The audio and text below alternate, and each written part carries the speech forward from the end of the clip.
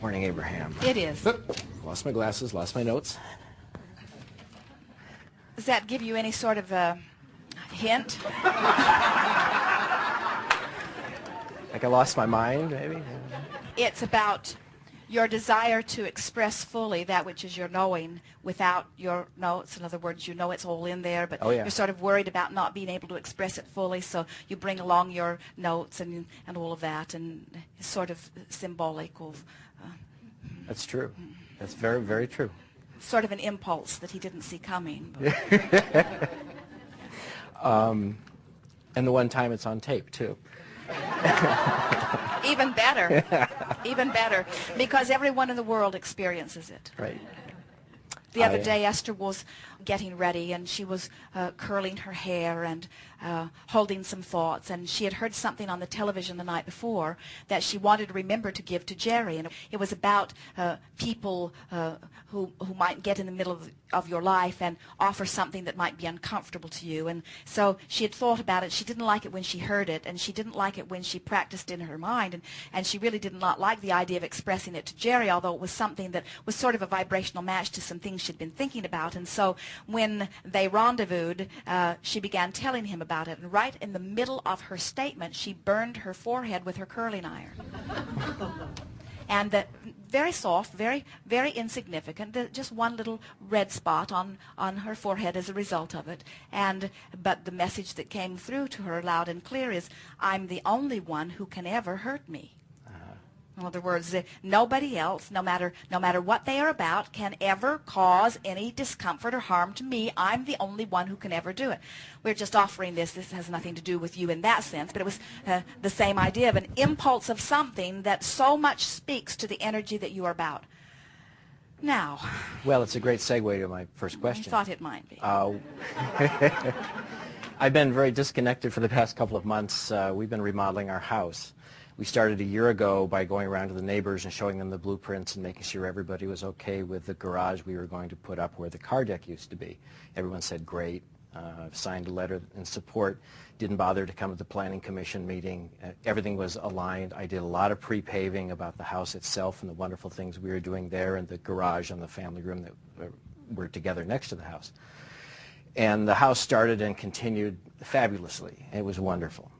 And then one week we started framing in the garage, and as soon as it was framed in, you would have thought there was a rebellion on the street. The neighbors showed up, and then a few weeks later there was a letter to us. It was very vitriolic, and you would have thought that they'd never seen the plans before and that we had done something terribly wrong. What I noticed one specific thing about the garage, and that was it was bigger than we had anticipated. In other words, it was higher off the street than we had anticipated and slightly wider. And that bothered both my wife and I. And so I guess my first question is, after a lot of thought, it occurred to me that the neighbors wouldn't have showed up if we had actually liked what we saw there, that they were, by the law of attraction, were just expressing that part of us that were unhappy with it. We agree. They were a vibrational match to what you were feeling very strongly around that, yes. Okay. Now, does that mean when we have to move back into our house, we're going to be spending a lot of money fixing that. We're going to lower the garage and make it smaller and so forth.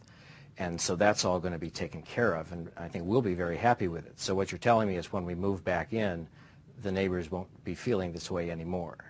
We are certain that you will make your alignment, you will line up your energy, and as you are making minor adjustments, they will all come into harmony. It's an interesting thing because what this is really about, and we are enjoying very much the unfolding of this, is that... I'm glad you are.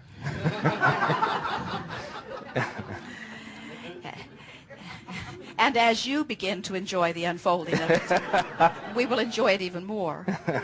What happens is, in the same way that the way the drawing looked or the plans looked gave a certain amount of information, but as it is filled in with lumber and the actual manifestation, it's a little fuller. In other words, your neighbors, some people do not see very well from plans, and even if you had offered a pictorial drawing of an artist's rendition of what it was to be like, still it is a sort of one-dimensional thing that when it is filled out with all of the lumber and when they are actually seeing the way it looks in the skyline or recognizing recognizing the way it looks as they are moving about, and the fact that it is something new that catches their eye to begin with at all. In other words, there would be people that would move into the neighborhood after the fact that would not ever even look at it. Right. But the fact that there's a spotlight shined on it makes it more vivid. And so you are really onto something important when you say, if we had completely aligned ourselves with the vision of it, and if we had been a perfect vibrational match to our vision, and then the impulses and the decisions that followed that would have been in perfect vibrational harmony with that, there would not have been a ripple anywhere in the neighborhood.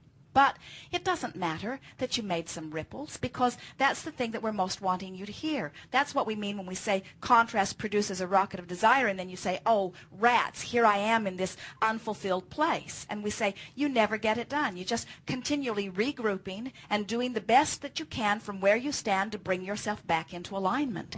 And sometimes something like this that takes a little effort to bring yourself into alignment serves you enormously well on things that are coming next.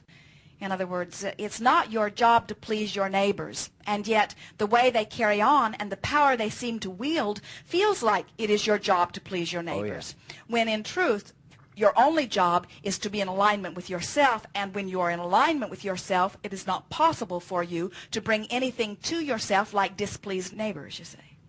Okay. Yes. Okay.